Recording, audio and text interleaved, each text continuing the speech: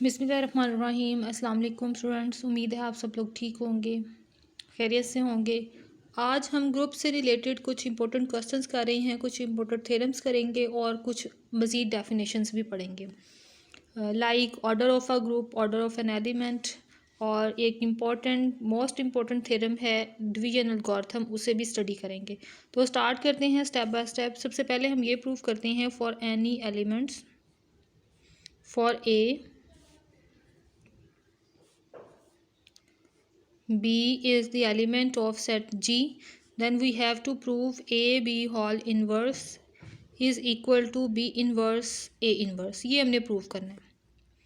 तो हम सबसे पहले क्या करेंगे, हम आर्बिट्ररी, हमें ये पता है, जैसे सॉल्यूशन स्टार्ट करते हैं पहले तो as inverse of A is A inverse and inverse of B is B inverse. Clear. इसी तरह अगर हम लिखें एज इन्वर्स ऑफ सो लिख के बात कर लेते हैं यहाँ पे हम। So inverse of A B is A B inverse. ठीक हो गया। अब ये हमें क्लियर है कि अगर ये ए बी एक आर्बिट्ररी एलिमेंट है, क्योंकि ग्रुप की डेफिनेशन कहती है कि अगर टू एलिमेंट्स की मल्टीप्लिकेशन भी की जाए तो वो भी ग्रुप का ही एक एलिमेंट होगा। तो अगर ये एक एलिमेंट बना ग्रुप का तो ओब्वियसली इसका इन्वर्स भी पॉसिबल है, और उस इन्वर्स को हम इस डेफिनेशन से ऐसे लिख सकते हैं। हम अब जो भी बात करेंगे वो ग्रुप की उन्हीं एक्सियम्स को लेके यहाँ पर यूज़ करेंगे। तो जो हमने प्रूफ करना है वहाँ से मैंने एक साइड ली ये, और इसे आर्बिट्ररी मल्टीप्लाई करवा रहे हैं ए बी से। ए बी से मैंने क्यों मल्टीप्लाई करवाया, इसलिए कि जो हमारे पास दूसरी साइड है ए बी इनवर्स, क्लियरली ये मल्टीप्लाई हो जब ए बी से तो ये इक्वल टू है ई के। क्लियर। ये साइड इजीली अवेलेबल आ गई हमारे पास ई के इक्वल। अब हम इस साइड को भी प्रूफ करेंगे कि ये भी हमारे पास ई के इक्वल आती है। तो इस साइड को मैंने लिया और एसोसिएटिव प्रॉपर्टी अप्लाई करते हुए मैंने बी और बी इन्वर्स पर अपनी प्रॉपर्टी अप्लाई की। बी और बी इन्वर्स क्योंकि एक दूसरे के इन्वर्सेस हैं, सो यहाँ पर ई आ जाएगा। आइडेंटिटी से कुछ भी एलिमेंट्स को मल्टीप्लाई करवाया जाए तो वही एलिमेंट्स वापस आ जाएंगे।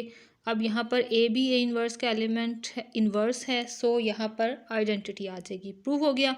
अब हम दूसरे वे में प्रूव करेंगे। अब हम ए बी को इस साइड से मल्टीप्लाई करवाएंगे और तब चेक करेंगे कि क्या रिजल्ट आता है। इस साइड से तो क्लियरली ये इक्वल टू ई आ जाएगा, क्योंकि ये एक दूसरे के इन्वर्सेस हैं। अब दूसरी साइड को प्रूव करते हैं कि उसका आंसर भी ई आता है।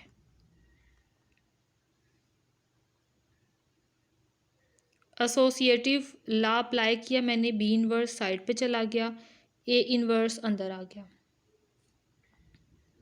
ब्रैकेट के अंदर आ गया हमारे पास ई। अब ई से दोनों नंबर्स को मल्टीप्लाई करवाएं तो ये हमारे पास नंबर आ जाएगा बी इन्वर्स बी, जो कि इज इक्वल टू है ई। आइडेंटिटी दोनों साइड्स को प्रूव कर लिया हमने। सो ए बी इन्वर्स जो है वो लिखा जा सकता है बी इन्वर्स ए इन्वर्स के इक्वल। ये हमारा एक छोटा सा प्रूव हो गया।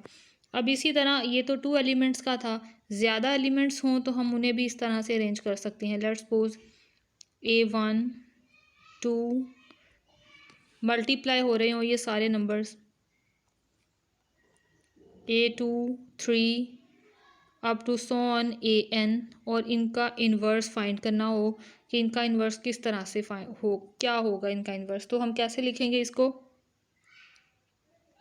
इन्वर्स, इसके बाद वाला एलिमेंट -1 है, अप टू सो ऑन, फिर A3 इन्वर्स, A2 इन्वर्स और A1 inverse at the last आ जाएगा। ठीक है, यानी ये नंबर्स इस तरह से रेपिटिशन में बैक होते जाएंगे। इसी तरह से कुछ और इम्पोर्टेंट प्रूफ्स हैं। ए एम है तो इसको हम इस तरह से लिखेंगे, ए डॉट, ये कितने टाइम्स लिखे जा सकते हैं ऐसे, एम टाइम्स।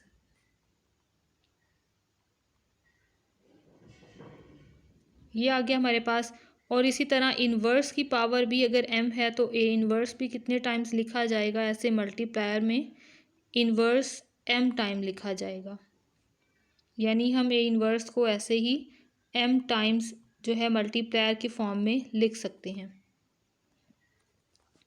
और इसी सारी डेफिनेशन को यूं भी लिखा जा सकता है, m अंदर और इन्वर्स बाहर। ठीक हो गया। इस रिज़ल्ट को हम ऐसे भी चेंज करके लिख सकते हैं। और क्यों कैसे चेंज हो सकते हैं ये भी यहाँ पे भी मैं एक्सप्लेन करती हूँ। -1 और ये बाहर m है, दोनों नंबर्स हैं हमारे लिए, दोनों नंबर्स कंसिडर करते हुए हम इन्हें मल्टीप्लाई करवा लें।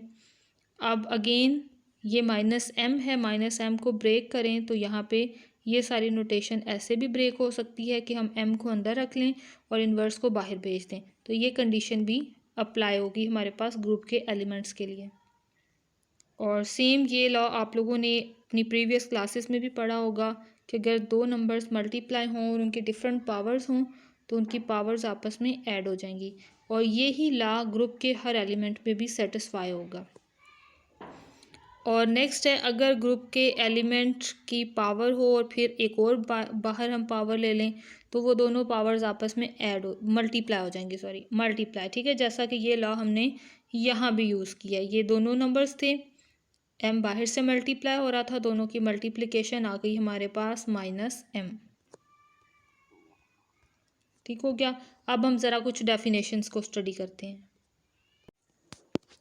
फर्स्ट डेफिनेशन है हमारे पास order of a group. The number of elements in a group G is called the order of G and is denoted by mod of G, यानी ऐसे स्ट्रेट लाइंस के अंदर लिखेंगे तो ये हमारे पास ऑर्डर ऑफ G की रिप्रेजेंटेशन है। जैसे अगर किसी सेट के एलिमेंट्स हैं 1 2, तो अब इसमें तादाद कितनी है एलिमेंट्स की, 2, so order of G is equal to 2 आ जाएगा हमारे पास।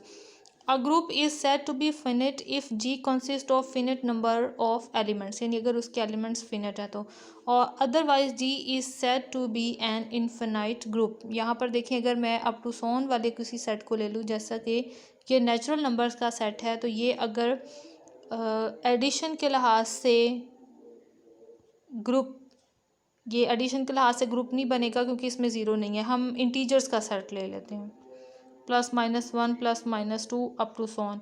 ओके, तो ये हमारे पास एडिशन के अकॉर्डिंगली ग्रुप है, लेकिन इसके एलिमेंट्स इनफिनाइट हैं, तो ये हमारे पास जो ग्रुप है ये इनफिनाइट ग्रुप होगा। राइट तो डेफिनेशंस के साथ आपने ये एग्जांपल्स भी साथ लिखनी है, ठीक है, ताकि आपको याद रहे, एग्जांपल हो तो ज़्यादा अच्छी अंडरस्टैंडिंग होती है। और डेफिनेशन 2 है order of an element. Let a be an element of a group G। Arbitrary एक एलिमेंट ए लिया हमने ग्रुप G में से।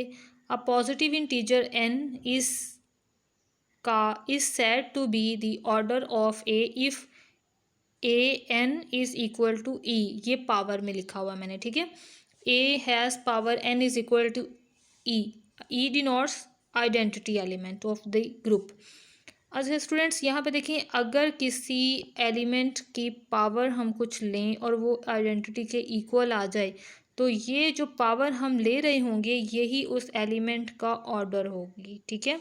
यही नंबर जो है ये हमारे पास हमारे एलिमेंट का ऑर्डर है। and n is the least such positive integer, e is the identity element of that set group. Okay students, यहाँ पे बात एक इम्पॉर्टेंट देखें, अगर हमारे पास a की पावर n भी इक्वल टू e है और दूसरी तरफ a की पावर m भी e है, ठीक है, लेकिन n जो है वो लेस देन है m के। लेस देन का मतलब समझते हैं ना कि ये छोटा है और ये बड़ा है। अगर ये दो केसेस हों, यानी इस पे भी ई हो और ये इस पे भी हो, लेकिन आपने जब ऑर्डर लिखना है तो आपने ये लीस्ट नंबर लिखना है, ठीक है। जो दोनों में से छोटा नंबर होगा वही आपके ग्रुप के एलिमेंट का ऑर्डर होगा। तो अब एक और आर्बिट्ररी एग्जांपल है, जैसे देखें आर्बिट्ररी कोई भी एलिमेंट लें और उसकी पावर ज़ीरो करें तो वो यकीनी तौर पे ई के इक्वल है। अब देखें ये लीस्ट नंबर आ रहा है ज़ीरो ही, ज़ीरो से छोटा तो पॉजिटिव नंबर कोई भी नहीं होगा, ठीक है। यानी तो अब इस केस के लिए ही हमारे पास आइडेंटिटी आ रही है, ज़ीरो से प्रीवियस तो सारे नेगेटिव नंबर हैं, लेकिन हमारे पास एन की वैल्यू जो है वो हमेशा पॉजिटिव होनी चाहिए। पॉजिटिव होते हुए हमारे पास यहाँ पे क्योंकि सिर्फ ज़ीरो के लिए ज़ीरो हमें लीस्ट नंबर मिल चुका है यहाँ पे, तो क्या होगा ऐसे केस में अगर कंडीशन सेटिस्फाई हो, यानी किसी भी एलिमेंट का ऑर्डर जो है वो हमारे पास अगर ज़ीरो आ रहा है, तो ये तभी पॉसिबल है कि हम कह सकते हैं यहाँ पर कि ए is the set of infinite order. यानी अगर किसी का एलिमेंट का ऑर्डर ज़ीरो आ रहा होगा तो हम ये कहेंगे कि इसका जो ऑर्डर है वो इन्फिनाइट ऑर्डर है, ठीक है। और clearly order of an element को रिप्रेजेंट करने के लिए भी हम यही वाला मार्क करते हैं, स्ट्रेट लाइंस में लिखते हैं। और अगर किसी का ऑर्डर एन है तो एन आ जाएगा, और अगर किसी का ऑर्डर ज़ीरो है तो यहाँ हम ज़ीरो लिख देंगे। क्लियर। और ये बात आपने याद रखनी है, ये आपका एमसीक्यू भी आ सकता है कि अगर n इक्वल टू ज़ीरो है तो ये कब पॉसिबल है, जब हमारे पास n जो है वो इन्फिनाइट ऑर्डर रखता है और ज़ीरो ही वो इंटीजर है जिस पे हमारे पास an जो है वो आइडेंटिटी आ रही हो, ठीक है। तो इन्फिनाइट ऑर्डर कंसिडर करेंगे हम उसको। ओके स्टूडेंट्स, ये अब डिवीजन एल्गोरिथम है, ये आपको समझाती हूँ, इसकी स्टेटमेंट देख लें। Theorem let G be any group and let a is the element of G have order n, यानी ए का ऑर्डर एन है। Then for any integer k a के इज़ इक्वल टू ई। हाँ, और ऑर्डर क्या कहता है, ऑर्डर तो ये कहता है कि अगर उसकी पावर बनाई जाए, अगर ए में पावर एन रखी जाए तो ये ई के इक्वल है, लेकिन यहाँ पर ए के भी इक्वल टू ई आ रहा है, और हमने ये प्रूव करना है if and only if k is equal to N q, यानी ये एन हमारे पास यही ऑर्डर ऑफ दैट एलिमेंट है, और क्यू आर्बिट्ररी एक इंटीजर है where q is an integer. अब ये तीन नंबर्स यूज़ हो रहे हैं और ये तीन चीज़ें हमने प्रूफ करवानी है, ठीक है।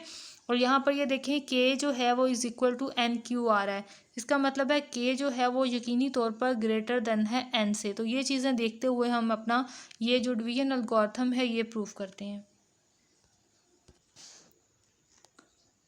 सबसे पहले अब इफ़ एंड ओनली इफ़ वाली कंडीशन है, यानी हमें इस थ्योरम को दो तरह से प्रूफ करवाना है।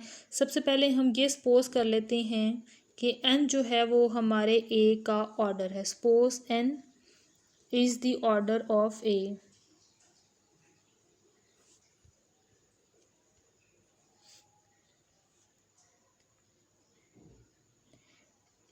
And for some integer k जो हमें गिवन भी है, and for some integer k we have a k is equal to identity।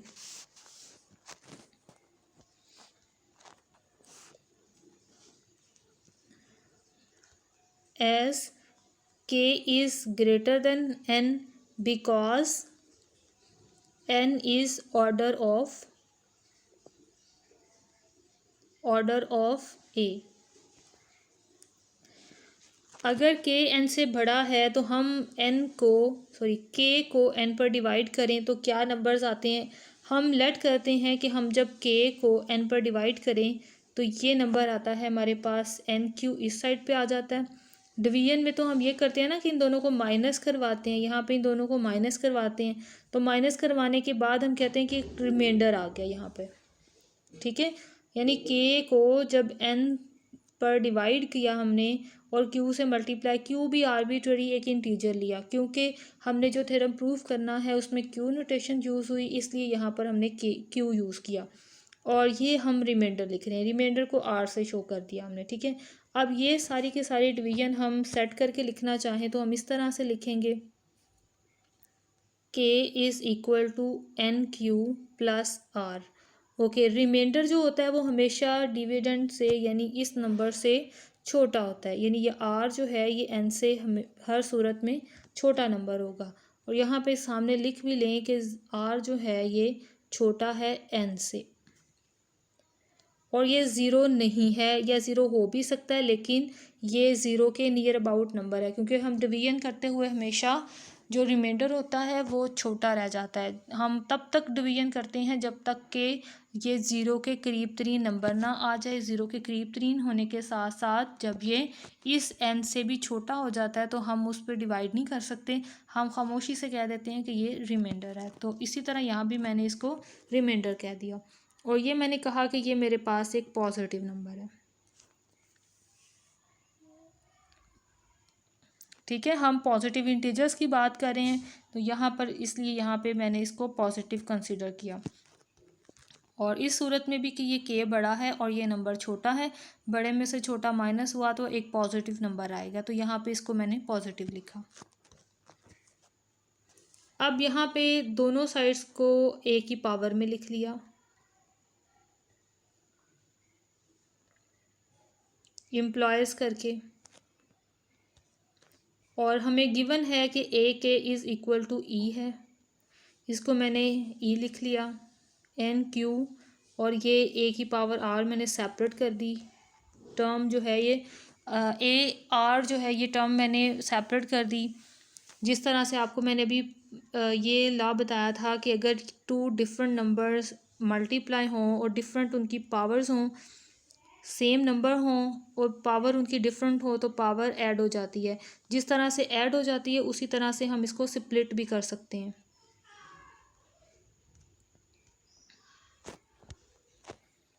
तो इस कंडीशन को यहाँ पे यूज़ किया।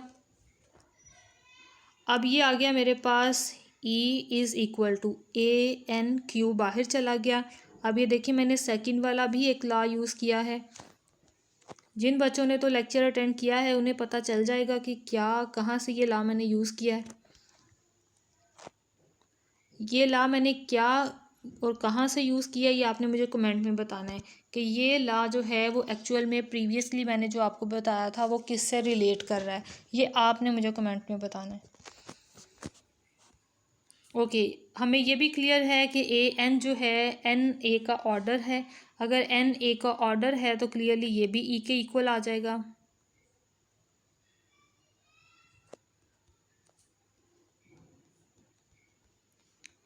और ई की जितनी मर्ज़ी पावर ले लें, जैसे वन की जितनी मर्ज़ी पावर ले लें वो वन ही आता है, ज़ीरो की जितनी मर्ज़ी पावर ले लें वो ज़ीरो ही आता है, इसलिए ये भी आइडेंटिटी आएगी यहाँ पर भी। और आइडेंटिटी से किसी को भी मल्टीप्लाई करवाएं वापस वही नंबर आ जाता है। लेकिन ये बात देखिए जो अभी हमारा रिज़ल्ट आया है, ये कैसे बात करेक्ट हो सकती है। A has power R is equal to E, लेकिन ये तो पॉसिबल ही नहीं है। ऑर्डर ऑफ ए की डेफिनेशन कहती है कि एन जो है वो लीस्ट पॉजिटिव इंटीजर है, since n is the least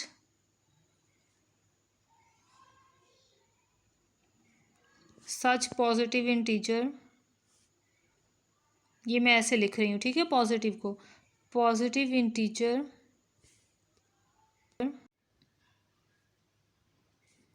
for which an is equal to e।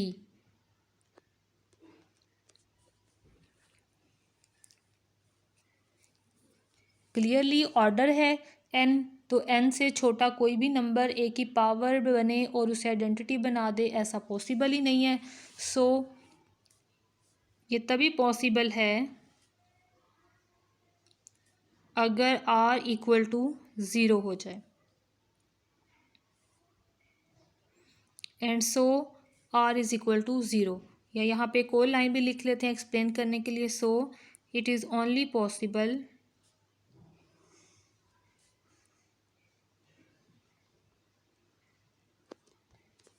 For r equal to zero. तो देखिए इस स्टेटमेंट में अगर r equal to zero put कर दिया जाए तो k इज़ इक्वल टू आ गया multiple of n। So k हमने प्रूव कर दिया कि k जो है वो मल्टीपल ऑफ n है। अब कन्वर्सली प्रूव करते हैं। कन्वर्सली को मैंने सेट किया लेट कर लें के इज़ इक्वल टू है एन क्यू, और अब मुझे ये प्रूफ करवाना है कि ए की पावर के रखी जाए तो तब भी ये ई ही आएगा, यानी आइडेंटिटी ही आएगी टर्म। दोनों साइड्स को ए की पावर में ले लें,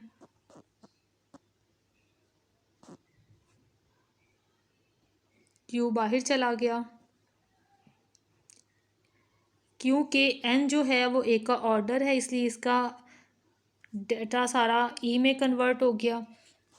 आइडेंटिटी की पावर जितनी मर्ज़ी ले ली जाए वो फिर भी आइडेंटिटी रहेगी, सो ए की पावर के ये भी हमारे पास रिज़ल्ट आ गया आइडेंटिटी के।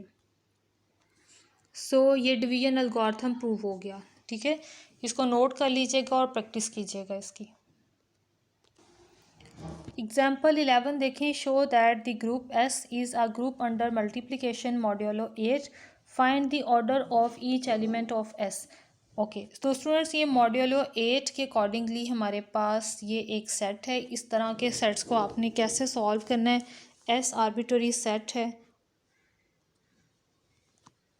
ये आपने एस के एलिमेंट्स को यहाँ भी सेट कर लेना है और कॉलम वाइज भी, रो वाइज भी और कॉलम वाइज भी। अब आपने इनको किस तरह से सॉल्व करना है, ये आपने वो साइन अप्लाई कर दिया जिसके अकॉर्डिंगली ग्रुप को हम चेक कर रहे हैं, यानी डॉट प्रोडक्ट के अकॉर्डिंगली। अब मॉड्यूलो वाले क्वेश्चंस को किस तरह से सॉल्व करना है, एक तो पहले स्टेप बाय स्टेप पूरे एलिमेंट्स को मल्टीप्लाई करवाते हैं। इस 1 को हर एलिमेंट से मल्टीप्लाई करवाया और नीचे लिखा। 1 3 से मल्टीप्लाई होकर 3, 1 5 से मल्टीप्लाई हुआ तो 5, 1 7 से मल्टीप्लाई हुआ तो 7। इसके बाद अब 3 सेपरेटली हर नंबर से मल्टीप्लाई हो रहा है। जब 3 इस 5 से मल्टीप्लाई हुआ तो क्या आया, 15, बड़ा नंबर आ रहा है। ठीक है, अभी ये भी आपको बताती हूँ कि किस तरह से 1 आया। ओके 15, तो ज़रा डार्क कर लूँ ताकि नज़र आ जाए। ओके, तो 15 को आपने कैसे सॉल्व करना है अंडर मॉड्यूलो 8, आपने क्या करना है, इसको 8 से डिवाइड करवाना है। रिमेनिंग क्या आया, 7, इसलिए यहाँ पर 7 आ गया। इसी तरह जब ये 3 इस 3 से मल्टीप्लाई हुआ तो 9, 9 अंडर मॉड्यूलो 8 से डिवाइड हुआ तो बाकी बचा आपके पास 1, ये 1 यहाँ पर आ गया। ठीक है, इसी तरह बाकी तमाम एलिमेंट्स को यहाँ पे कन्वर्ट किया गया। जैसे लेट्स सपोज आर्बिट्ररी कोई और एलिमेंट लेते हैं, 7 को 1 से मल्टीप्लाई किया 7, 7 को 3 से मल्टीप्लाई किया तो क्या आता है 21, 8 से डिवाइड कर दें इसको 16, और बाकी क्या बचे 5, सो ये आ गया यहाँ पर 5। ठीक हो गया, बाकी वाले एलिमेंट्स को भी इसी तरह यहाँ पे सेट कर लिया। ओके स्टूडेंट्स, अब हमने ये भी बताना है क्वेश्चन में कि order of each element, order तभी आएगा जब हम उस एलिमेंट को की पावर लें और उस पावर पे उसका नंबर 1 आए। तो देखिए ज़रा, यहाँ 1 आ रहा है, यानी 1 मल्टीप्लाई 1 हुआ तो उसका आंसर 1 आ रहा है। इसका मतलब है 1 स्क्वायर इज इक्वल टू 1 है, तो इसका ऑर्डर क्या आ गया, 2। इस 1 का यानी ये जो एलिमेंट 1 आ रहा है इसका ऑर्डर है 2। 3 पे देखें तो 3 को जब 3 से मल्टीप्लाई करवाया तो क्या आ रहा है, 1, सो 3 का ऑर्डर भी 2 है। 5 को भी देखें, 5 से मल्टीप्लाई हुआ तो 1 आ रहा है, इसलिए 5 का ऑर्डर भी 2 होगा हमारे पास। सिमिलरली 7 का भी। तो इन तमाम एलिमेंट्स का ऑर्डर हमारे पास 2 है। नेक्स्ट एग्जाम्पल है 12, let G be a group and a b is the element of G, show that order of a and a inverse are equal. Order of a and b inverse a b are equal, order of A b and b a are equal. ये 3 हमारे पास steps हैं जो हमने proof करवाने हैं। तो चलें start करते हैं स्टेप बाय स्टेप इसको प्रूफ करना। इनिशियली फर्स्ट पार्ट कि ए and a inverse have the same order. तो लेट करते हैं सबसे पहले for m positive integer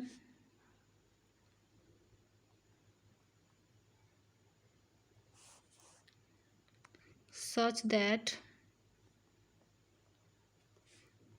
am is equal to e, और ब्रैकेट में लिख दें order of a is m,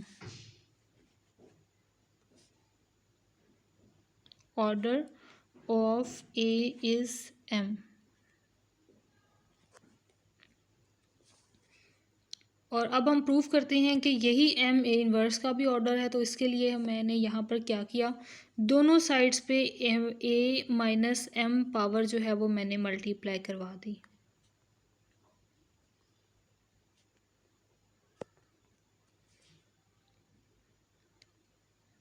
दोनों की पावर ज़ीरो, यहाँ पर पावर ज़ीरो हो गई और ये ई से मल्टीप्लाई होकर ऐसे ही ये खुद आ जाएगा। और जिस नंबर की पावर ज़ीरो हो जाए वहाँ पे आइडेंटिटी आ जाती है। साथ ये वाले साइंस भी रखिएगा।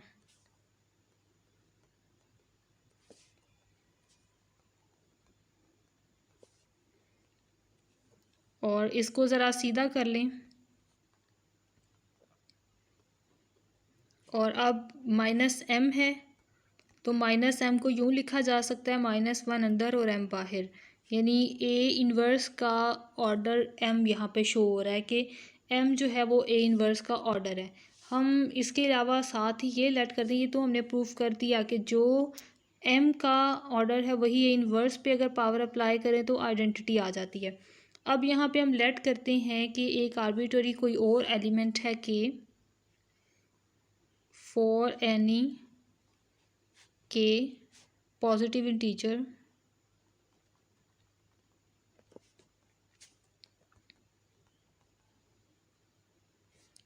ए इनवर्स के इज़ इक्वल टू है आइडेंटिटी। और अब हमने ये प्रूफ करवाना है कि यही के जो है ये ए का भी ऑर्डर है। तो स्टार्ट करते हैं हम अपना प्रोसीजर। ए के से मैंने मल्टीप्लाई करवाया बोथ साइड्स पे, और यहाँ आ गया मेरे पास माइनस के पावर और ये ए के आइडेंटिटी से मल्टीप्लाई होके ए के इसी तरह वापस आ गया।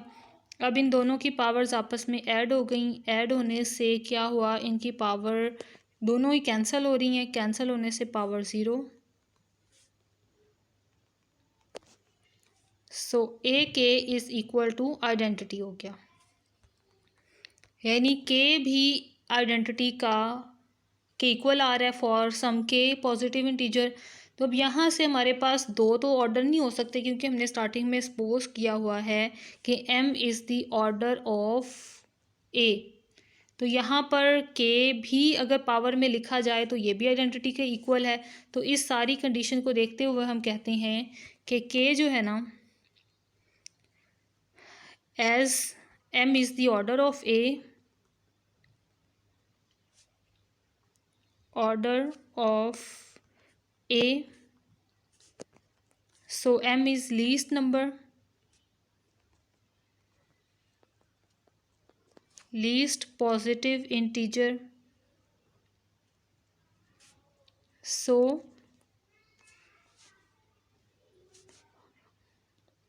as a k is equal to identity, then m must divides k।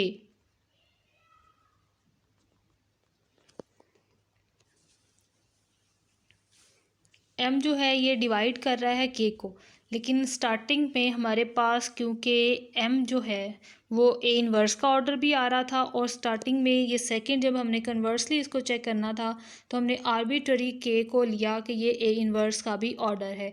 और इनिशियली पीछे हमने ये प्रूव किया कि ये जो m है ये हमारे पास ए इन्वर्स का ऑर्डर है। तो यहाँ से k, जब हमने यहाँ से नेक्स्ट नंबर लिया यहाँ k, तो हमने के को एज एक्सटेंशन नंबर लिया। हम ऑलरेडी ये कह रहे थे कि ये हमारे पास इन्वर्स इक्वल टू ई आ रहा है, लेकिन ऑर्डर ऑफ ए इन्वर्स जो है वो के है। यानी हम यहाँ से अगर ऑर्डर ऑफ ए इन्वर्स के को कह रहे हैं तो हमने यहाँ पर ये बात भी की कि जो के है ये डिवाइड्स कर रहा है एम को।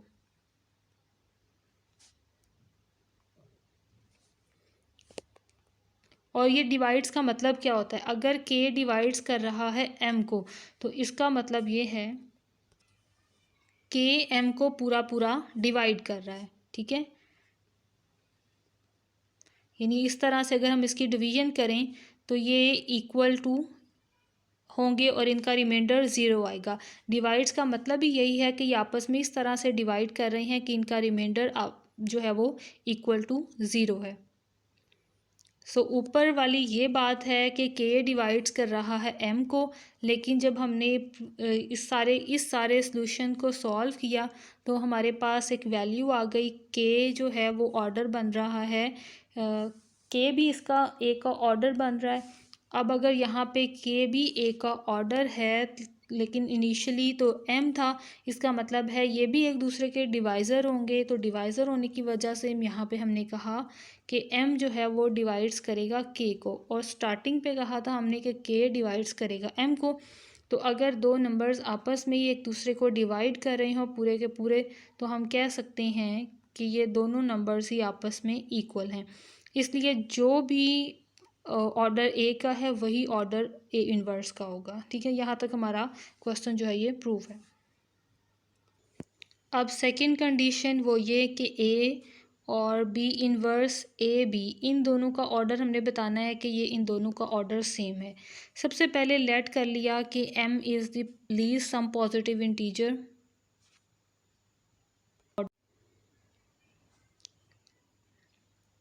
m be the order of a,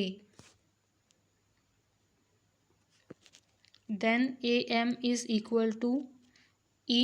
और अब m क्या है, m is the least positive integer as m is the order of a।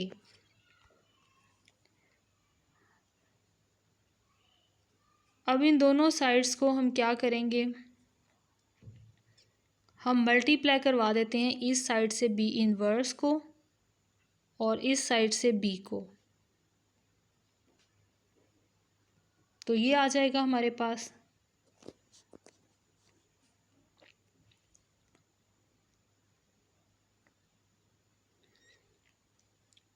और स्टूडेंट्स यहाँ से ये देखें, हमारे पास इसका ऑर्डर आ रहा है m। ठीक है, अब क्योंकि ये दो नंबर्स के दरमियान में हम आर्बिट्ररी इसको ऑर्डर की बजाय पावर बोलते हैं कि a की पावर आ रही है यहाँ पर m, और यहाँ पर b इन्वर्स है, दूसरी साइड पर b है। हम इस तमाम की पावर m भी ऐसे कॉमन ले सकते हैं। ठीक है, इस दरमियान वाले के सराउंडिंग में क्योंकि इन्वर्सिस एलिमेंट्स हैं, सो इसकी पावर जो है वो सबसे कॉमन भी ली जा सकती है। यहाँ पर ये दोनों मल्टीप्लाई हुए तो बी इन्वर्स आ जाएगा, और b inverse is equal to है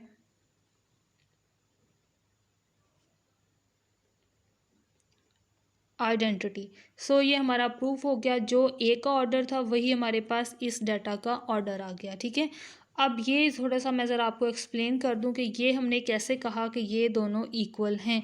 ये थोड़ी सी एक्सप्लेनेशन यहाँ नीचे देख लें, और नोट्स पे नोट करते हुए आप इस एक्सप्लेनेशन को पहले लिखिएगा और बाद में आप यहाँ से स्टार्ट कीजिएगा।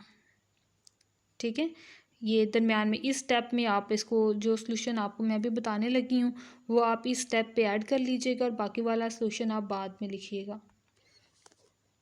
ओके स्टूडेंट्स, तो हम प्रूफ क्या करवाना चाह रहे हैं, हम प्रूफ ये करवाना चाह रहे हैं कि इसकी power m is equal to है इस नोटेशन के। तो सबसे पहले आर्बिट्ररी m की बजाय हम पावर चेंज कर लेते हैं। m की बजाय हम पुट करते हैं 1 के लिए, कंडीशन चेक करते हैं 1 के लिए क्या ये साइड्स आपस में इक्वल हैं, और इस मेथड को क्या कहते हैं, इंडक्शन मेथड। तो देखिए क्लियरली ये साइड्स दोनों इक्वल आ गई। अब हम कहते हैं कि for m is equal to k के लिए हमारा ये लॉ जो है ये ट्रू है।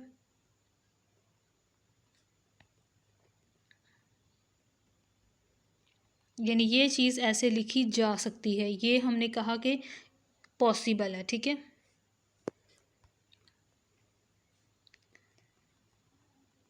It is possible.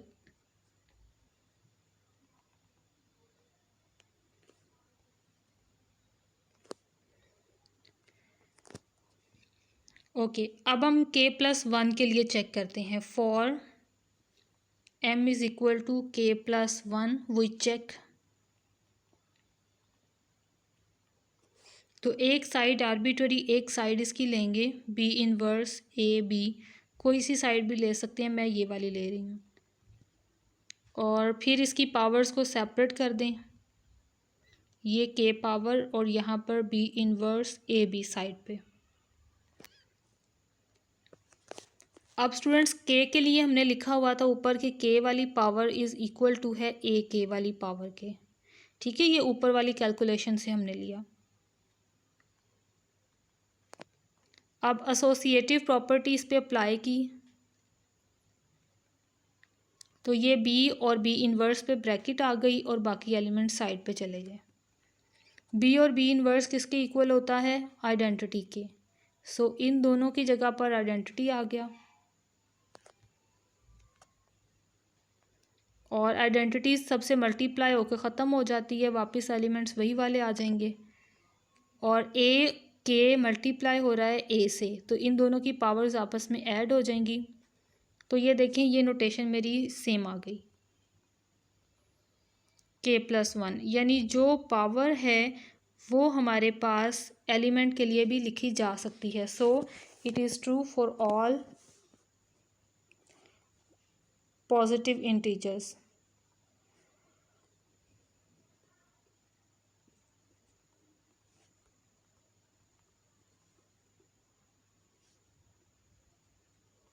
Positive integers. वैसे तो नेगेटिव इंटीजर्स के लिए भी पॉसिबल है, लेकिन हमारे पास क्योंकि केस पॉजिटिव इंटीजर्स के लिए था तो इसलिए मैंने सिर्फ पॉजिटिव इंटीजर्स की बात की।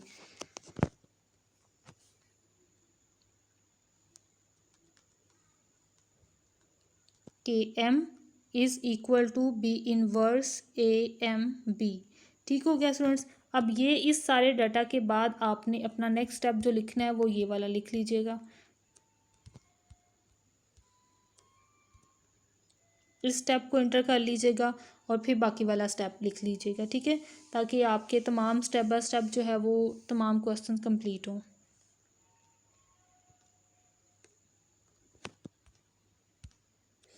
ओके जी, नेक्स्ट हमारे पास है order of A b and b A is equal.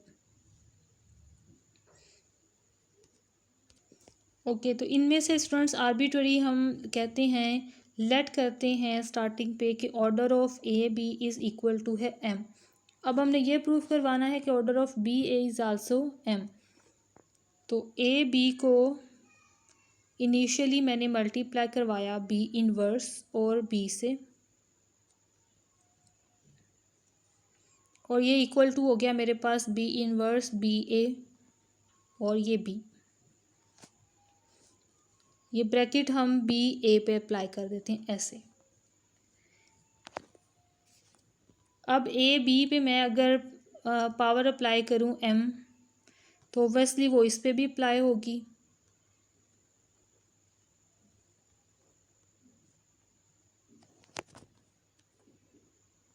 और अभी जो थ्योरम हमने प्रूव किया है उसमें इंडक्शन फार्मूला के अकॉर्डिंगली बी ए की पावर भी हमारे पास एम आ गई।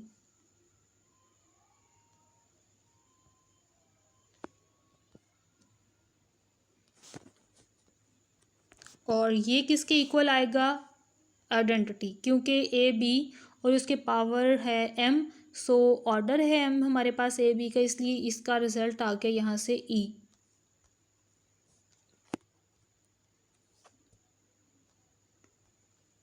B inverse B A has power M B आ गया। अब हम क्या करते हैं, इस साइड से बी मल्टीप्लाई करवाएंगे और इस साइड से बी इनवर्स, इस साइड से बी और दूसरी साइड से बी इनवर्स। तो नोटिस करें ये मल्टीप्लाई होके आ गया हमारे पास बी बी इनवर्स, ये भी आइडेंटिटी और ये भी आइडेंटिटी। तो ये सारे नंबर्स आपस में मल्टीप्लाई हुए तो हमारे पास रिजल्ट आ गया एम। और इस कंडीशन से क्या कहा जा सकता है, बी ए की पावर अगर M is equal to E है, so M is the order of B A.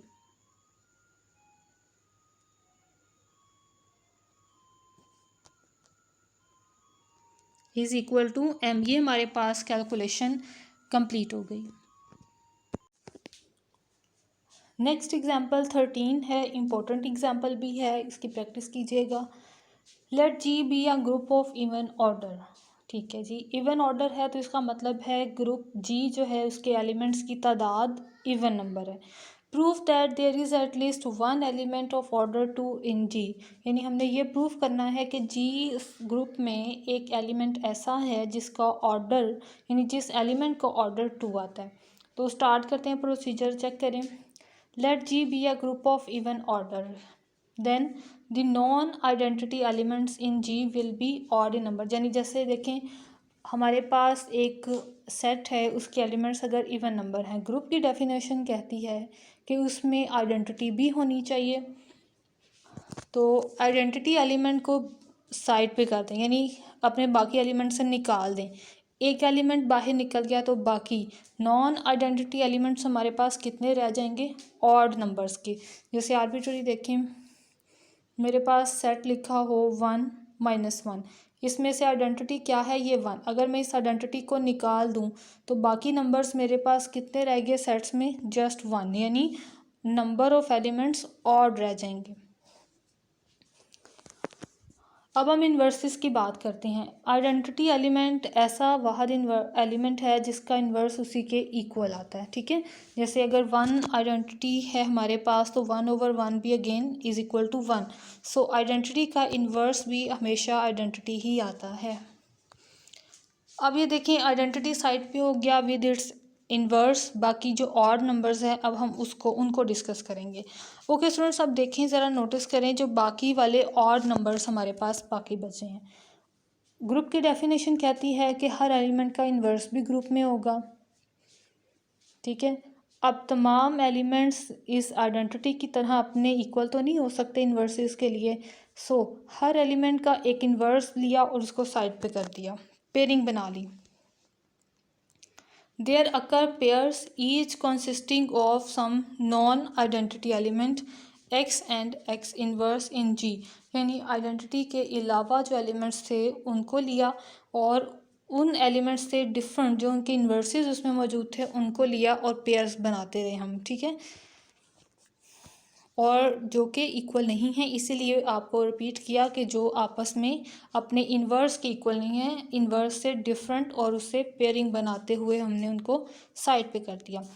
As there are odd number of non identity elements in G. ठीक हो गया। अब देखें ऑड नंबर्स हैं, ऑड नंबर्स मतलब आपको मैं 5 नंबर देती हूँ। ठीक है, 5, 1 2 3 4 5, इनके पेयर्स बनाने हैं। तो देखिए 2 का पेयर्स बन जाएगा, एक सिंगल रह जाएगा उसमें से। ठीक है, उस एक सिंगल को हम क्या करेंगे, उसका भी इन्वर्स होना चाहिए क्योंकि ग्रुप है, तो ग्रुप की डेफिनेशन के मुताबिक उस एक सिंगल एलिमेंट का इन्वर्स भी ग्रुप में होना चाहिए। तो वो हम किस तरह से फाइंड आउट करेंगे, जिस तरह से आइडेंटिटी का इन्वर्स भी उसी के इक्वल है, हम सपोज करेंगे कि उसका इन्वर्स, क्योंकि अब बाकी एलिमेंट्स से तो डिफरेंट होगा, सो उसका इन्वर्स हम सपोज करते हैं कि वो उसी के इक्वल है। बाकी तमाम के पेयर्स बन चुके थे अपने इन्वर्सेस के साथ। ठीक है, लेकिन ये अकेला था, सो इसका इन्वर्स इसी के इक्वल हो गया। अब दोनों साइड्स पे ए से मल्टीप्लाई करवाया, ये ए स्क्वायर, ये आइडेंटिटी। सो देखें a square is equal to e हो गया और order of a is equal to 2 आ गया हमारे पास। छोटी सी एक अंडरस्टैंडिंग है इवन और नंबर्स को लेके और ग्रुप के इन्वर्सेस को लेके। ये छोटी सी चीज़ें, अगर फिर भी कोई पॉइंट हो तो आप ज़रूर कमेंट में पूछ लीजिएगा।